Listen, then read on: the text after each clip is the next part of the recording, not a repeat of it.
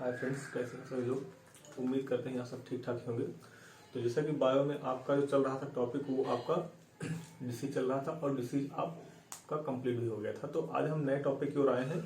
जो हमारा नया टॉपिक होगा क्या होगा, वो रेस्पायरेशन होगा। हमारा कौन सा होगा? रेस्पायरेशन। रेस्पायरेशन श्वसन। क्या हो जाएगा ये रेस्पायरेशन। तो हमको सिर्फ इसमें ये देखना है कि जो विभिन्न हमारे आसपास जो विभिन्न प्रकार के जीव होते हैं, पेड़ पौधे होते हैं, या जो मनुष्य की प्रजातियां जो होती हैं, वो उनमें रेस्पायरेशन कैसे होता है। तो हमको सिर्फ यही पढ़ना है। तो आप इसमें सीधा हेडिंग लगा लीजिए, अन्य जीवों में श्वसन के अंग। आप इसमें हेडिंग लगाएंगे, अन्य जीवों में श्वसन के अंग। तो ये आपकी हेडिंग हो जाएगी। तो इसमें अगर हम पहले जीव की बात करें तो आपका जैसे मत्स्य हो गया, पहला जीव मत्स्य, या क्या कहा जाता है इनको, मछलियां कहा जाता है। तो हम आपसे अगर ये पूछे कि जो मछलियां होती हैं वो श्वास कैसे लेती हैं, तो मछलियां कहाँ पे रहती हैं? तो मछलियां पानी में रहती हैं। तो अगर उनके श्वास के बारे में देखा जाए तो किससे श्वास लेंगी? वो गिल से सांस लेंगी। वो श्वास किससे लेंगी? गिल से लेंगी। इसी गिल्स को क्लोम कहा जाता है। क्या कहा जाता है? इसे क्लोम कहा जाता है। तो ये आपका ये मत्स्य हो गया, इसी को इंग्लिश में पिसीस कहा जाता है। वो पिसीस अगर पूछ लेता है या मत्स्य पूछ लेता है, कहता है कि सांस किससे लेंगे, तो आपको किससे हो जाएगा? वो गिल से हो जाएगा। अगर अब यहाँ पे हम एम्फीबियन की बात करें,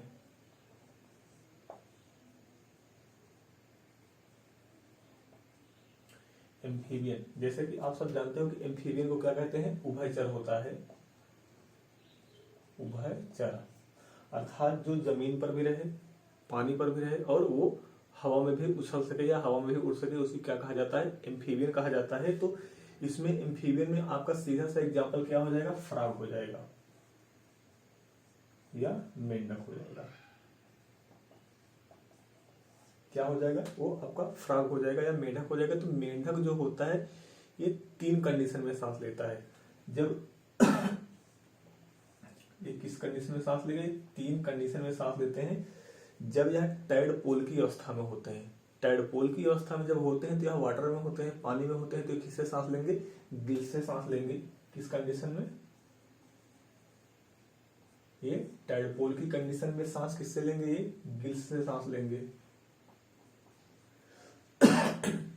ये टैडपोल की अवस्था हो गई। और आपका एडल्ट एम्फीबियन की अवस्था में, एडल्ट जब एडल्ट एम्फीबियन हो जाते हैं, कहने का मतलब जब उनका आकार क्या हो जाता है? बढ़ जाता है। तो वो मोस्टली कहाँ पे रहते हैं? बाहर रहते हैं। तो सांस किससे लेंगे? ये फेफड़े से सांस लेंगे। ये किससे सांस लेंगे? ये फेफड़े से सांस लेंगे। एक सिचुएशन ऐसी आती है जिसको हाइबरनेशन कहा जाता है। क्या कहा जाता है? हाइबरनेशन या सुसुप्तावस्था। तो पूछा जाता है कि जो मेंढक होता है वह हाइबरनेशन की सिचुएशन में या सुसुप्तावस्था की सिचुएशन में सांस किससे लेता है? तो उस कंडीशन में सांस किससे लेता है? ये स्किन से सांस लेता है। तो कहने का मतलब ये किसके हो गए? ये एम्फीबियन के हो गए। अब एम्फीबियन में जितने भी प्राणी आएंगे, जैसे मेढक हो गया, एक आपका आता है सलामेंडर आता है, एक सलामेंडर प्राणी आता है। तो ये भी आपका किससे सांस लेगा? वो भी टैडपोल की अवस्था में गिल से सांस लेगा। जब छोटा रहेगा वो पानी में रहेगा। टैडपोल क्या होता है? छोटा होता है, पानी में होता है। जब वह एडल्ट एम्फीबियन मतलब जब वह युवा अवस्था में हो जाएगा, वो मेंढक का रूप धारण कर लेगा, तब वह किससे सांस लेगा? वो फेफड़े से सांस लेगा। लेकिन वही एम्फीबियन, एडल्ट एम्फीबियन, वही मेंढक जब हाइबरनेशन की स्थिति में पहुंच जाता है या सुसुप्तावस्था की स्थिति में पहुंच जाता है, या कहने का मतलब जब वह जमीन के अंदर चला जाता है, एक सिचुएशन ऐसी आती है जब वह जमीन के अंदर या दरारों में रहने लगता है, तो उस कंडीशन में किससे सांस लेता है? वो स्किन से सांस लेता है। तो ये आपका क्या हो गया? ये एम्फीबियन या उभयचर हो गया। अब आइए देखते हैं रेप्टाइल्स के बारे में। जो हमारा नेक्स्ट होगा वो रेप्टाइल्स देख लीजिए 3rd नंबर पे।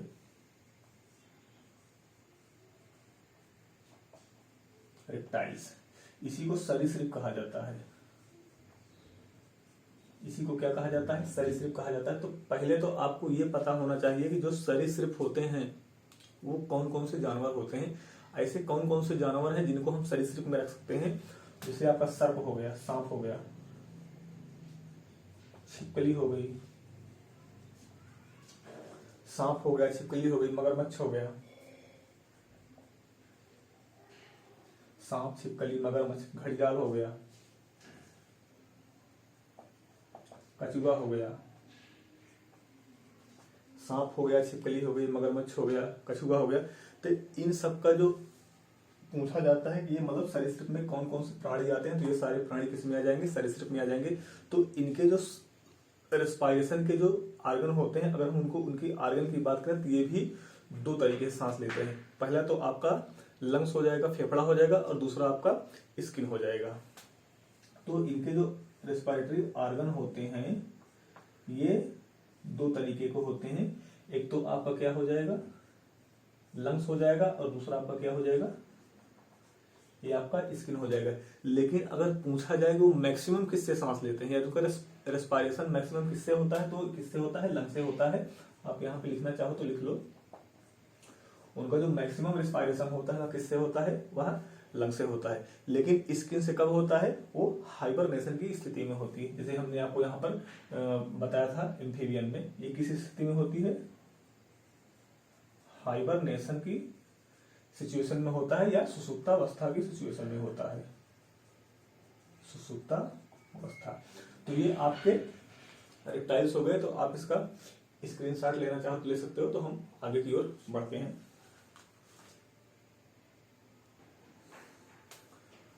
अब देखिए जो हमारा जो अगला होगा वो 5 नंबर में आपका आ जाएगा पक्षियां। क्या हो जाएगा? पक्षियां। इसी को एप्स कहा जाता है। इसी क्या कहा जाता है? एप्स कहा जाता है। तो अगर आपसे ये पूछ लिया जाए जो एप्स होते हैं या जो पक्षियां होती हैं उनका जो रेस्पिरेशन आर्गन होता है या श्वास जो तंत्र होता है, अंग होता है, वो कौन सा होता है? तो आपका क्या हो जाएगा? लंग्स हो जाएगा, फेफड़ा हो जाएगा। क्या हो जाएगा? आपका फेफड़ा हो जाएगा। अब नेक्स्ट देख लीजिए, मैमल्स, या इसे स्तनधारी कहा जाता है। क्या कहा जाता है? इसे स्तनधारी कहा जाता है। तो अब यहां से क्वेश्चन ये बनता है कि स्तनधारी कहा किसे जाता है? वो कौन से प्राणी आते हैं जिनको हम क्या कहते हैं? स्तनधारी कहते हैं। तो जो मिल्क प्रोड्यूस करते हैं, प्रोड्यूस मिल्क, जो जीव मिल्क प्रोड्यूस करते हैं उन्हीं को हम क्या कह सकते हैं? स्तनधारी कह सकते हैं। जैसे आपका हमारा व्हेल मछली हो गया। क्या हो गया? व्हेल मछली हो गया। ये आपका किस में आ जाएगा? स्तनधारी में आ जाएगा। डॉल्फिन हो गया। डॉल्फिन भी एक प्रकार की मछली है। ये भी आपकी किस में आ जाएगी? स्तनधारी में हो जाएगी। एक आपका चमगादड़ आता है, ये भी आपका किस में आ जाएगा? वो स्तनधारी में आ जाएगा। जितने भी मनुष्य हैं ये किस में आ जाएंगे? आपके स्तनधारी में आ जाएंगे। और जैसे जानवर हो गए, जैसे भैंस हो गया, गाय हो गया, ये सब किस में आ जाएंगे? आपके स्तनधारी में आ जाएंगे। तो पूछा अब ये प्रश्न बनता है कि ये सांस किससे लेंगे? तो ये सांस किससे लेते हैं? फेफड़े से सांस लेते हैं। जो स्तनधारी होते हैं ये किससे सांस लेते हैं? ये भी फेफड़े से सांस लेते हैं। तो ये आपका मैमल्स हो गया। अगर अब यहाँ पे एक क्वेश्चन ये पूछा जाए कि जो कॉकरोच होता है, अगर हम आपसे ये पूछे कि जो कॉकरोच होता है उसका जो रेस्पिरेटरी आर्गन होता है वह कौन सा होता है? तो कॉकरोच का जो रेस्पिरेटरी आर्गन होता है ये ट्रैकिया जो होती है, जो हमारे गले में पाई जाती है, इसको श्वास नली हिंदी में कहा जाता है। तो कॉकरोच का रेस्पिरेटरी आर्गन क्या होती है? ट्रैकिया होती है, या श्वास नली होती है। ये किसका हो गया? ये आपका कॉकरोच हो गया। अब हम नेक्स्ट पे आते हैं जो हमारे इंसेक्ट हैं। इंसेक्ट या इसी को क्या कहा जाता है? कीट कहा जाता है। तो अब देखिए जो इंसेक्ट हो गए इनमें कौन कौन से आते हैं? तो इंसेक्ट में भी दो प्रकार के होते हैं, एक जलीय होते हैं, एक स्थलीय होते हैं। जो जलीय होते हैं उनको क्या कहा जाता है? देखिए इंसेक्ट हम बता दें दो तरीके से होते हैं, एक जलीय होते हैं एक्वाटिक, जिनको हम क्या कहते हैं? जलीय कहते हैं, और दूसरा क्या कहा जाता है? आपका एक्वाटिक हो गया, और दूसरा क्या हो जाएगा आपका?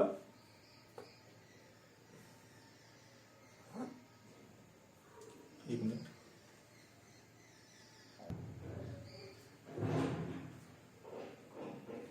दूसरा आपका क्या हो जाएगा? स्थलीय हो जाएगा।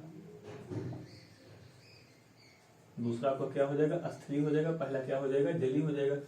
तो अब हमको आप ये बताइए, जो जलीय होंगे वो सांस किससे लेंगे? तो जो जलीय होंगे वो गिल्स से सांस लेंगे।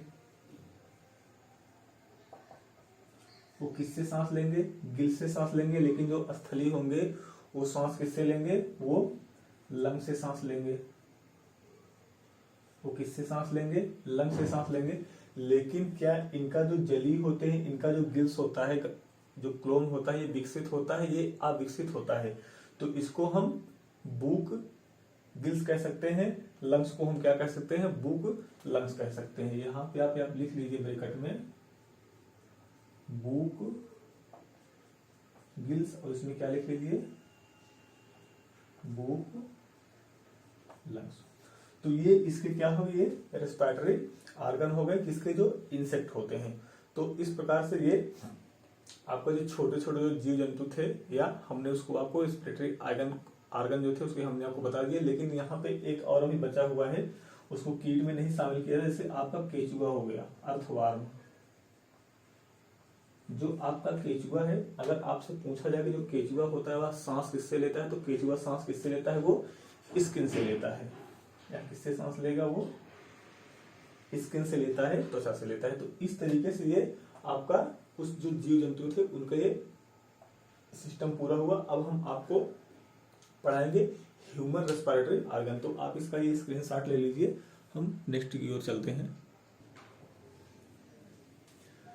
तो यहाँ से आप ये देखिए, ये हमारा ह्यूमन रेस्पिरेटरी सिस्टम हो गया। तो इसमें देखिए जो ह्यूमन रेस्पिरेटरी सिस्टम होता है, अर्थात मनुष्य जो सांस लेता है वो किससे सांस लेता है? तो वो मनुष्य लंग से सांस लेता है, फेफड़े से सांस लेता है। तो हमारा जो फेफड़े का स्ट्रक्चर होता है कुछ इस तरीके से होता है। तो देखिए जो हमारे गले से ये पाइप होती है, जो हमारे मुंह से जो पाइप निकलती है वो अंदर जाके दो भागों में डिवाइड हो जाती है। एक तो आपकी फूड पाइप हो जाती है, एक आपकी क्या हो जाती है? वो श्वास नली हो जाती है। तो उसी क्या कहा जाता है? ट्रैकिया कहा जाता है। जो श्वास नली होती है वो क्या होती है? ऊपर होती है। लेकिन जो फूड पाइप होती है वो हमारे श्वास नली के पीछे छिपी हुई होती है, जो यहाँ से दो भागों में डिवाइड हो जाती है। तो ये हमारा क्या हो गया? यही जो हमारा श्वास नली, इसे क्या कहा जाता है? ट्रैकिया कहा जाता है। जो ट्रैकिया यहाँ पर आने के बाद, ये यहाँ पर आने के बाद ऐसे दो भागों में क्या होता है? वो डिवाइड हो जाता है। जब ये दो भागों में डिवाइड हो जाता है तो ये यहाँ से ये कितने, एक पेयर होता है, जो हमारा लंग्स होता है एक पेयर होता है। तो ये दोनों भागों में डिवाइड करने की जो पाइप होती है उसे क्या कहा जाता है? ब्रांक्यूल्स कहा जाता है। इसे किस नाम से जाना जाता है? ब्रांक्यूल्स के नाम से जाना जाता है। जो इंग्लिश में भी आपको ब्रांक्यूल्स मिलेगा और हिंदी में भी आपको क्या मिलेगा? वो ब्रांक्यूल्स मिलेगा। तो यहाँ से देखिए, अब यहाँ से जो हम सांस को जो इनहेल कर रहे हैं, जो वायु को हम इनहेल कर रहे हैं, वो यहाँ पे आएगी। तो ये पूछा जाता है कि हम कितने ml जो वायु होती है हम इनहेल करते हैं? तो 500 ml के आसपास,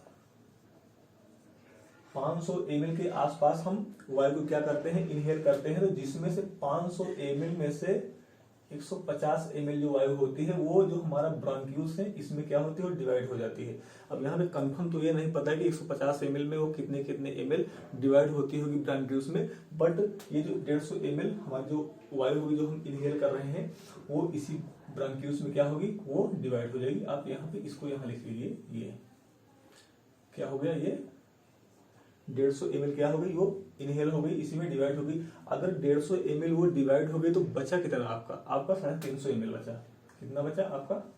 350 ml बचा। अगर हम 350 ml को दो पार्टों में डिवाइड करते हैं तो 175 प्लस 175 ये कुछ इस तरीके से होगा। तो ये 175 और 175 क्या हो जाता है? ये दोनों पार्ट्स में क्या होता है? वो डिवाइड हो जाता है। तो इसे क्या कहा जाता है? लंग्स कहा जाता है। लेकिन देखिए जो लंग्स में जो छोटी छोटी जो कूपिकाएं टाइप पाई जा रही है, इसी को कूपिकाएं या क्या कहा जाता है? एल्वियोली कहा जाता है। जो सबसे स्मॉलेस्ट यूनिट होती है किसकी? वो लंग की क्या होती है? वो सबसे स्मॉलेस्ट यूनिट होती है। तो अगर आपसे ये पूछा जाए कि जो लंग का जो काम होता है, उसका जो फंक्शन होता है, वो फंक्शन क्या होता है, तो वो क्या करता है, हमारे बॉडी में जो CO2 है उसको क्या करेगा, उसको माइनस करता है, उसको क्या करता है, उसको कम करता है। लेकिन ये ऑक्सीजन को क्या करता है, ये इसको बढ़ाता है। कहने का मतलब ये हमारे ब्लड से गैसों का क्या करता है, एक्सचेंजन करता है, ये आदान प्रदान करता है। तो ये स्ट्रक्चर आपका रहा किसका, ह्यूमन रेस्पिरेटरी सिस्टम का। तो आप अगर चाहो तो इसको क्या कर सकते हो, बना सकते हो, या इसी को कहा जाता है कि प्योरिफिकेशन ऑफ ब्लड। अब देखिए यहाँ पे हमने कहा प्योरिफिकेशन ऑफ ब्लड, तो यहाँ पे आप ये मत समझ लीजिएगा ये ब्लड का प्योरिफिकेशन कर रहा है, लेकिन ये ब्लड का प्योरिफिकेशन कर रहा है, बट किस तरीके से, ब्लड से CO2 क्या कर रहा है, बाहर कर रहा है, और उसमें ऑक्सीजन क्या कर रहा है, वो मिला रहा है। लेकिन अगर देखा जाए तो प्योरिफिकेशन ऑफ ब्लड कौन सा होता है, आपका वो किडनी होता है। तो यहाँ पे किडनी से रिलेशन नहीं है। किडनी तो क्या करता है, ब्लड को छानता है, बट ये क्या कर रहा है, वहां से जो गैसेस हमारी हैं, जो खतरनाक गैसेस हैं, उन गैसेस को निकाल करके बाहर कर रहा है, और उसमें क्या कर रहा है, ऑक्सीजन को वो मिक्स कर रहा है। तो इस तरीके से आपका ये ह्यूमन रेस्पिरेटरी सिस्टम हो गया। आप इसका स्क्रीनशॉट ले लीजिए, तो उसके बाद हम आगे की ओर चलते हैं। तो आइए हम देखते हैं टाइप्स ऑफ रेस्पिरेशन या रेस्पिरेशन के प्रकार।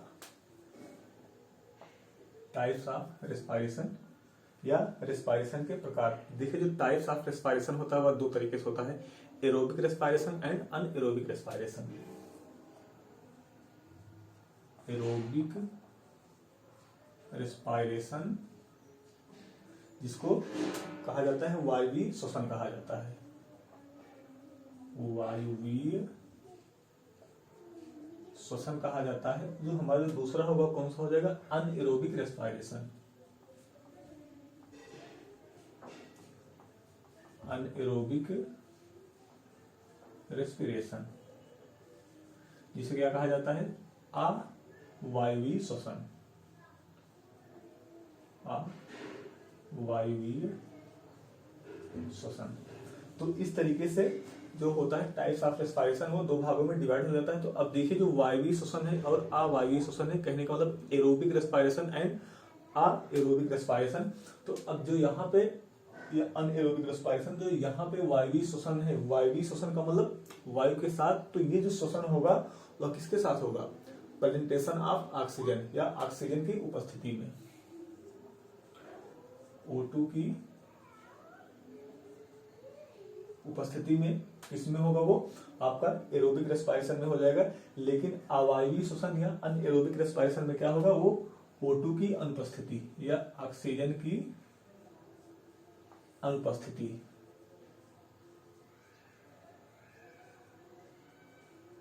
ये आपका क्या हो गया, ऑक्सीजन की अनुपस्थिति। तो अगर आपका पूछा जाए कि किस ऑर्गेनिज्म में होता होगा जो वायवीय श्वसन है, या किस में होता होगा, तो जो हमारे बड़े जानवर होते हैं, बड़े जीव होते हैं, बड़े जीवों में क्या होता है, ये एरोबिक रेस्पिरेशन होता है। लेकिन अनएरोबिक रेस्पिरेशन किस में होता है, यह जो बहुत सूक्ष्म जीव होते हैं, कहने का मतलब कि जो एक कोश की जीव होते हैं, एक कोशिकीय जीव, या जो हमारी मसल्स हो गई, जो हमारी मांसपेशियां हो गई, उनमें भी कौन सा श्वसन होता है, अवायवीय श्वसन होता है, या मांसपेशियों में क्या हो जाएगा आपका, मांसपेशियां। अब जैसे एक कोश की जीव में आपका क्या हो जाएगा, जैसे आपका बैक्टीरिया हो गया, ईस्ट हो गया, इस सब में आपका कैसा श्वसन होगा, वो ऑक्सीजन की अनुपस्थिति में अनएरोबिक रेस्पिरेशन होगा। अब ये जो आपका एरोबिक रेस्पिरेशन होता है किस स्थान पे होगा, तो हम जानते हैं कि जो बड़े जीव होते हैं उनमें क्या पाया जाता है, कोशिका तो सब में पाई जाती है, तो इनमें किस में होगा, वो माइटोकॉन्ड्रिया में होगा। ये किस स्थान पे होगा,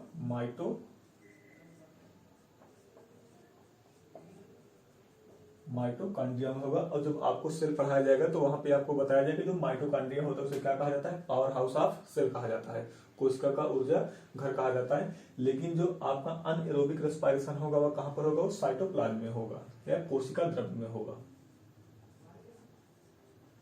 कोशिका द्रव्य में होगा आपका कौन सा रेस्पिरेशन, वो अनएरोबिक रेस्पिरेशन।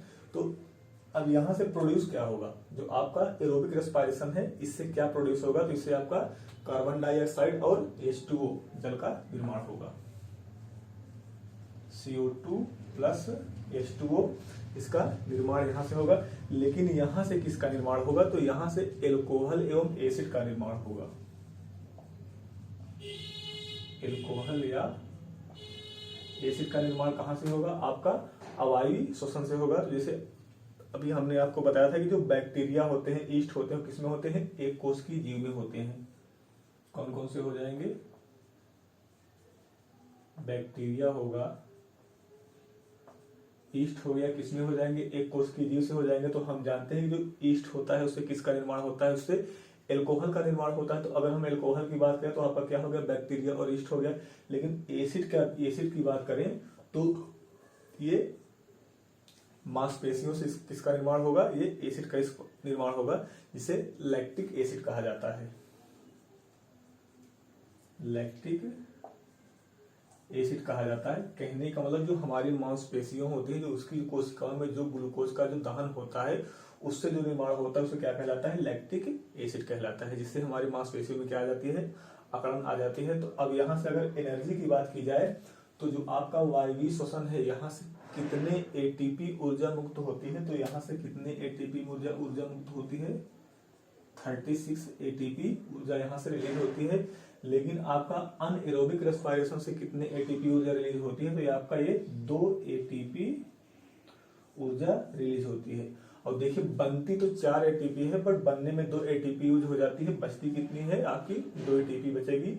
और यहाँ से कितने एटीपी रहती है? ये 36 एटीपी रहती है। तो एटीपी का फुल फॉर्म क्या होता है? तो एटीपी का जो फुल फॉर्म होता है एडेनोसिन ट्राइफॉस्फेट होता है। एडेनोसिन ट्राइफॉस्फेट किसका फुल फॉर्म होता है? ये एटीपी का फुल फॉर्म होता है। इसी 36 एटीपी को करेंसी ऑफ एनर्जी भी कहा जाता है। करेंसी ऑफ एनर्जी किस नाम से जाना जाता है? करेंसी ऑफ एनर्जी के नाम से जाना जाता है, या इसी को बायोलॉजिकल एनर्जी के नाम से जाना जाता है। बायोलॉजिकल एनर्जी के नाम से जाना जाता है। तो ये आपका टाइप्स ऑफ रेस्पिरेशन हो गया, जो हमने आपको यहाँ पर इसको बता दिया। तो जो हमारी नेक्स्ट हेडिंग होगी वो होगी stage of respiration in human, मतलब कि मनुष्यों में जो रेस्पिरेशन की अवस्था जो होती है वो किस तरीके से होती है। तो आप इसका जो है स्क्रीनशॉट ले लीजिए। हम नेक्स्ट की ओर बढ़ते हैं। तो आइए देखते हैं stage of respiration in human, मतलब कि मनुष्यों में श्वसन की स्थिति या श्वसन की अवस्था कितने तरीके से होती है। तो यहाँ पे हमने आपको डायग्राम के माध्यम से समझा रहे हैं, हमने डायग्राम भी बना दिया है। तो ये देखिए पहला आपका स्टेज क्या हो जाएगा? ग्लाइकोलिसिस हो जाएगा। दूसरा क्या हो जाएगा? क्रेब्स साइकिल या क्रेब्स चक्र हो जाएगा। और तीसरा आपका क्या हो जाएगा? ETC electron transport chain. Electron transport chain, ये इसका क्या हो गया? ETC का फुल फॉर्म हो गया। अब यहाँ पे आप ETC का मतलब इत्यादि है, इससे आप मत समझिए। ETC का हमने वहां पे आपको फुल फॉर्म लिख दिया है। तो अब देखिए जो ग्लाइकोलिसिस में जो रेस्पिरेशन का प्रोसेस होता है वह अनएरोबिक होता है। अभी हमने आपको बताया कि जो अनएरोबिक होता है वह माइटोकॉन्ड्रिया में होता है, साइटोप्लाज्म में होता है। तो वह किसमें होता है? साइटोप्लाज्म में या कोशिका द्रव्य में होता है। किसमें होता है? या कोशिका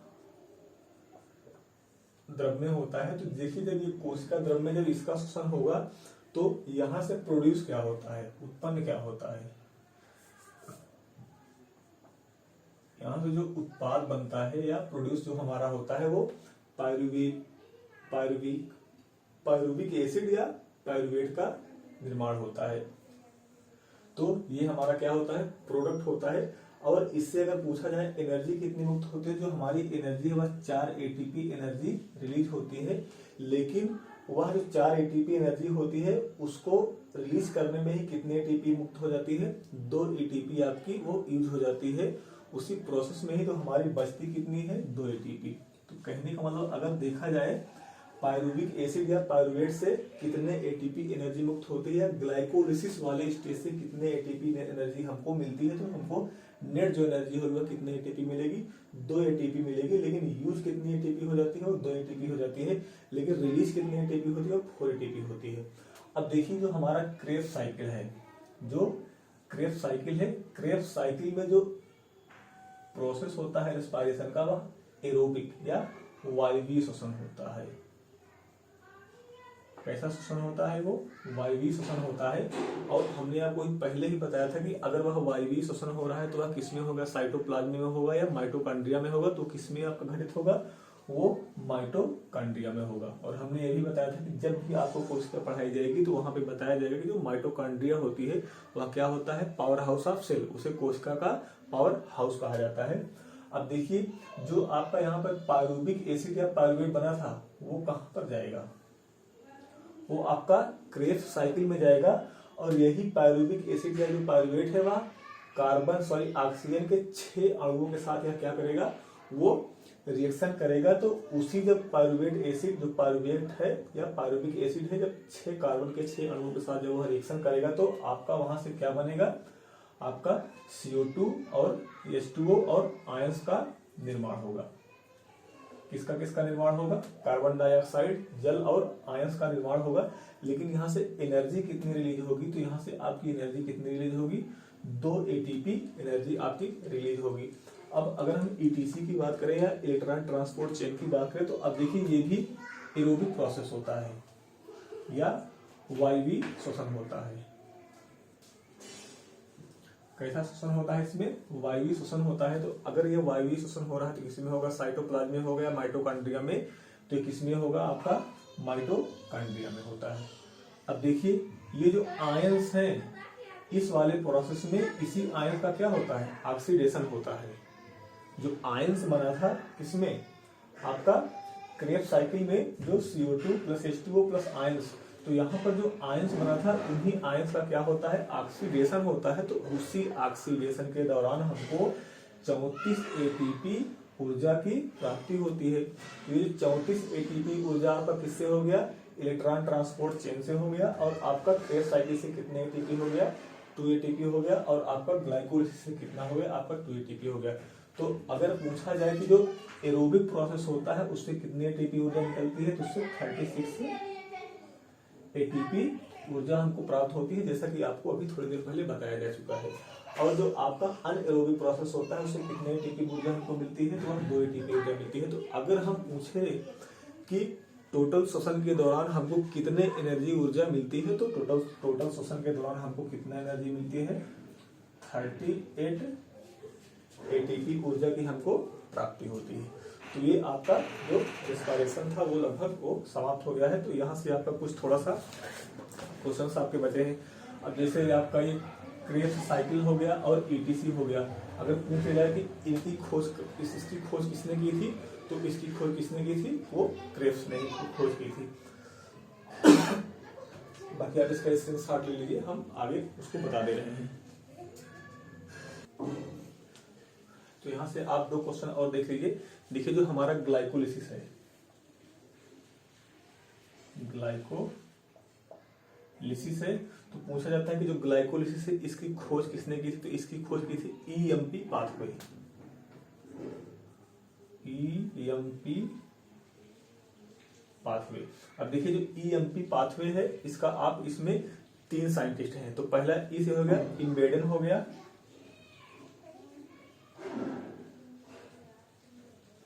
ई से हो गया इम्बेडेन और एम से हो गया मेयरहाफ।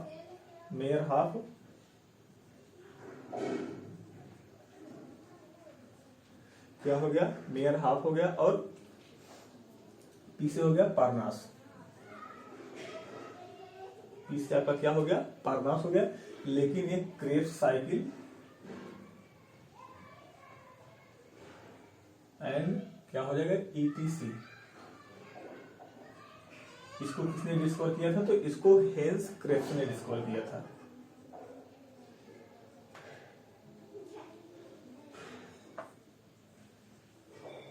इसको किसने डिस्कवर किया था?